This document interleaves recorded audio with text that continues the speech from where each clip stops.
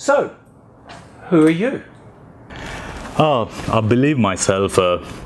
I'm originally from Sri Lanka, so obviously I was born and brought up in Sri Lanka, and I went to a college in one of the bigger cities in Sri Lanka. So, but being Sri Lanka being a conservative country, I like to see myself as an open-minded and sort of a rebellious person.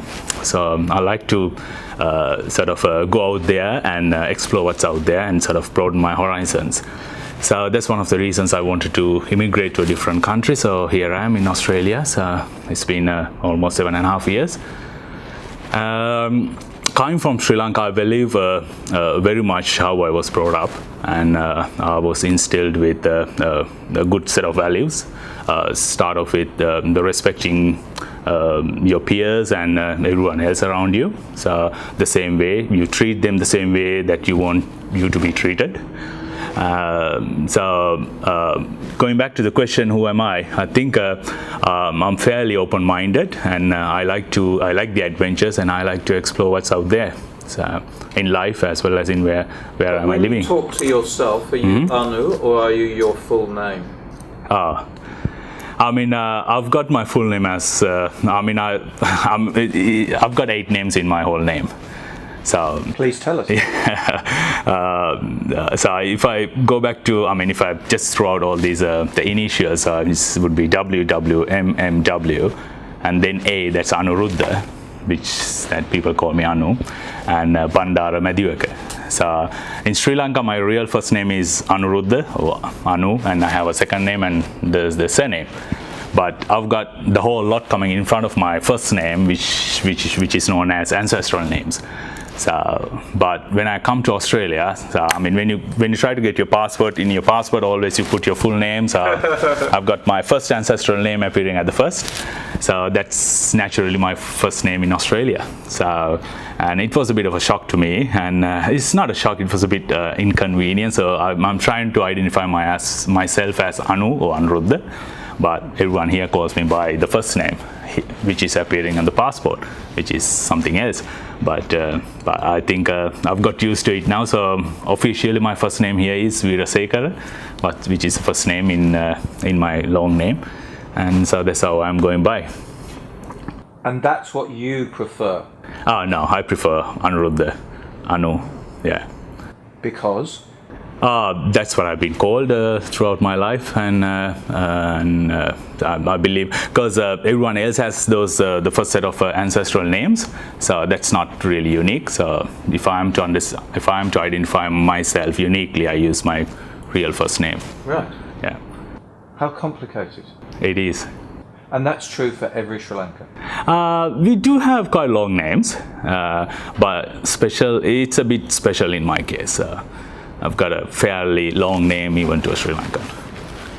So, what do you believe, though, having come to Australia, what do you believe are the benefits of a multicultural society? Yeah, so, comes to multicultural society, when I wanted to immigrate, obviously I wanted to have partly it's because I wanted to have a better life, and partly it's because what was happening back in Sri Lanka I really didn't like in terms of politics and the system and the institution. So I just didn't believe that was the right way to do things, so I wanted to immigrate. So having come here, so I see obviously I would say that Australia is a success story when it comes to multiculturalism, and the benefit would be obviously we bringing different strength. Having come from different the cultural backgrounds and different parts of the world, so we bringing to Australia a different set of values and different set of skills and strengths, which I believe is gonna add to this the beautiful the culture that we already have. And at the same time, having come here, we learn so many things from what we already have in Australia in terms of from establish the wide Australian community, as well as from other different cultural communities that we have in Australia. So it's a real good learning. Why do you describe Australia as a success story? I mean, if it is not a success story, I wouldn't be here in the first place. If I feel that I would not be accepted in Australia, if I feel that I wouldn't have the same opportunities as every other Australian that have, I wouldn't be here in the first place. So the reason that made me feel that everything we are treated equally in Australia, no matter where you came from, is, I believe, is enough to identify this as a success story. Do you believe we have cultural harmony then, here in Australia? I think nothing is perfect. So on a scale from 0 to 10, I would say maybe somewhere between 7 and 8. So there's always enough room to improve. But obviously it is there, above average. But I think there's a lot more to do. Yeah. And in politics or in social circles over the years in Australia, they've used the words like assimilation and integration. I'm interested in what you think about those two words and whether you think there's actually better words that we could use. I think, I don't know, it's me just personally. I hear a lot of the time, the word that I hear would be the integration. And even in the media and the printed media, social media, whenever you hear a speech from a politician, it's all about integration. But I think it's both the assimilation and the integration. So to me, it's comes to the integration is, when I'm here in Australia, integration is the process that the wide Australian community, or for instance, if I put the government, they try to accept us into that Australian culture and the Australian way of life. So they try to understand where we come from and what sort of beliefs that we have and what sort of values that we bring in. And based on that, they try to understand why we do things in that way, and then they try to integrate that into that established Australian culture.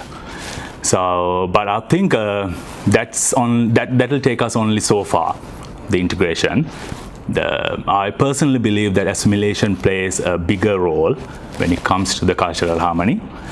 To me, the assimilation, it's like most of that is coming from the recent immigrants.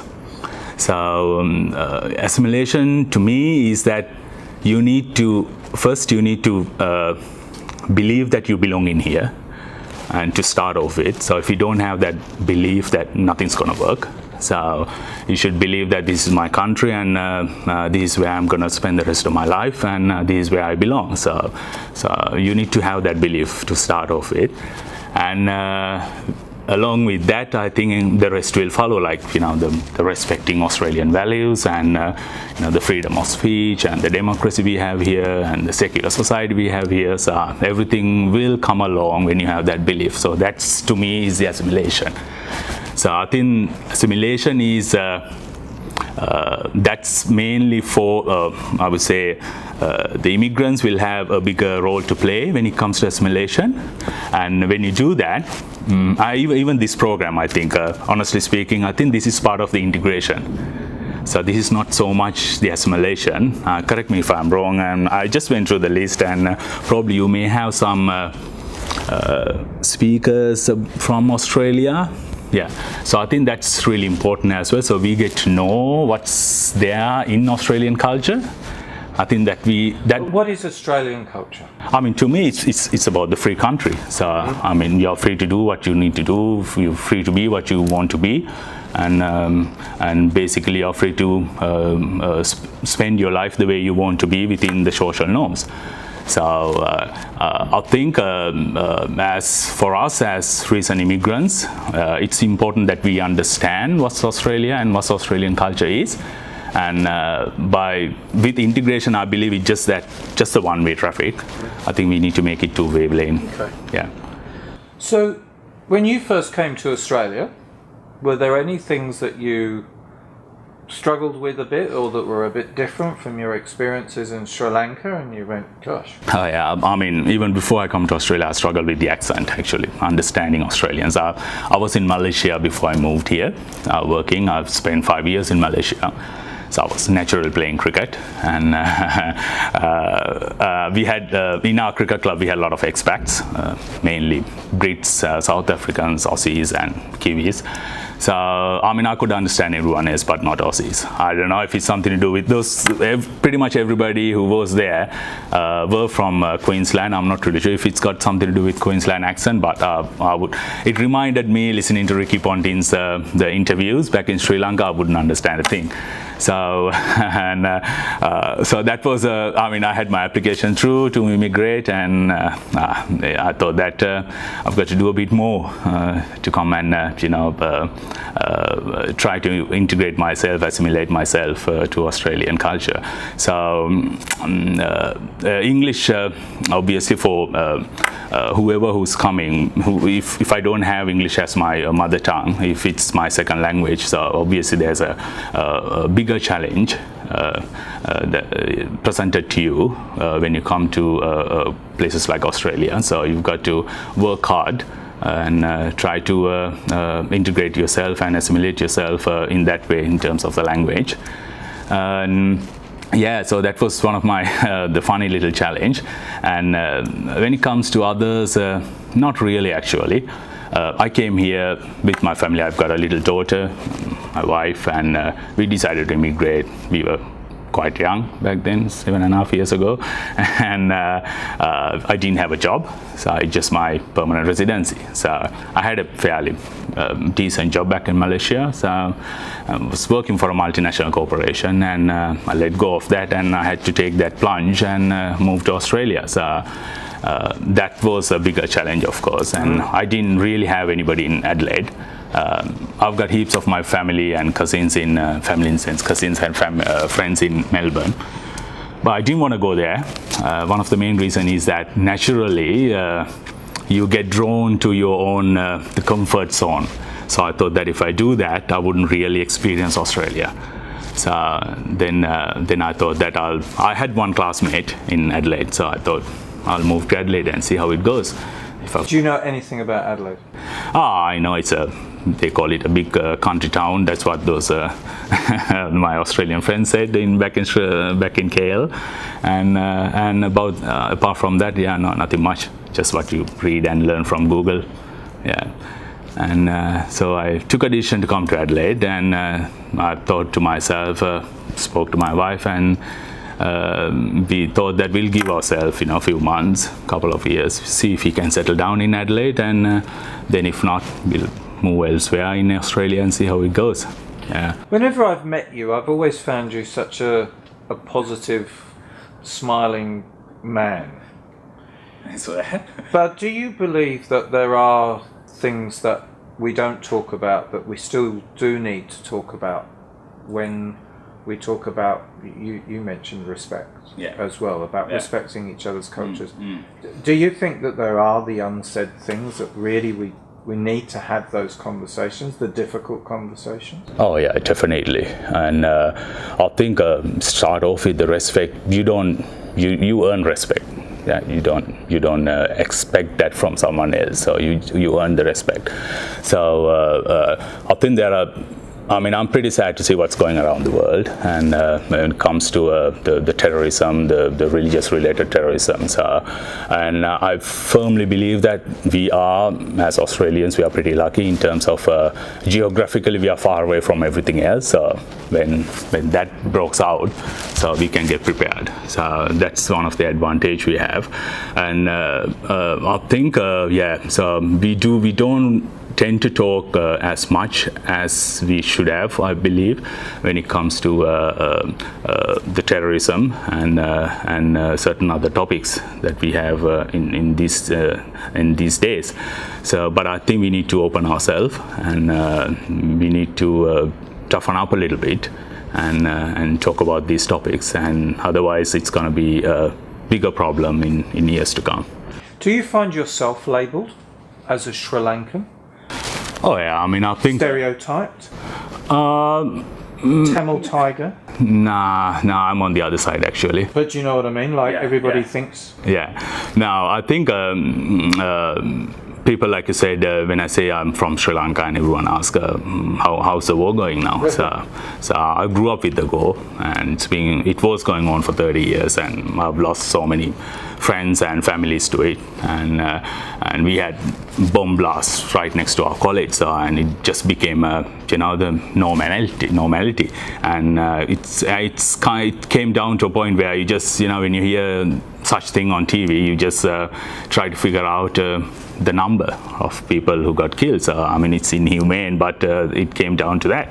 So so they ask about the war and between Tamils. It's all politics, but that's what it's not. The sad thing is that it's been portrayed differently, and there wasn't an ethnic conflict. So I've got so many friends from different ethnic backgrounds, so there's no issue. But yeah, so Sri Lanka is associated to that civil war we had, and other than that, the cricket. Are you any good at cricket? I could manage myself. Can you have a bad Sri Lankan cricketer? Are you allowed to be? Yeah, I think you could still be a bad Sri Lankan cricketer, but you are better off in Sri Lanka than some of the other countries in the subcontinent. So, it hasn't gone up to the religious level yet, but we are a cricket mad nation, yeah. So if I was to ask Anu for his secret ingredients for a menu of harmony, what are some of the secret ingredients you would put in? I would say it's about the trust and you need understanding between the understanding that you're going to have between different cultures in Australia, and the respect. So I think it's really important that you understand each other. So when you don't understand each other, you naturally suspect each other. And I believe that's something what happened in Sri Lanka, because it's a tiny island, smaller than Tasmania, but we have 21 million population wise. We have 21 million of us in Sri Lanka, just touch lower than Australia. So when it comes to war, going from south to north, it's about 400 odd kilometers, and it takes 12 hours, 13 hours. Due to the existing infrastructure, so I believe that played a bigger part in terms of distancing people. So we didn't actually understand each other. So it used to be like that, but it takes so long to go. You don't really go there. You don't really meet up with these people. So, and that I believe naturally creates the suspicious attitude towards each other, and creates all these problems. So it goes same everywhere, even in Australia. So you got to have that understanding between different cultures, and it should come mainly from the recent immigrants as well as from the white Australians. That's one thing, and then once you have that, you will have the respect and the trust. So Anu, my last question: do you belong in Australia? Oh yeah, definitely. And I'm happy to say that I became an Australian citizen recently, a few days back, during Australia Day. So that's all immigration process is done and dusted. So, and I would be an Australian, and in my heart, and still I would be a Sri Lankan as well. So, so the question is, when Sri Lanka plays against Australia, so I would say I'm a winner either way. Thank you so much for your time this afternoon. That's all right. Thank you. Thank you.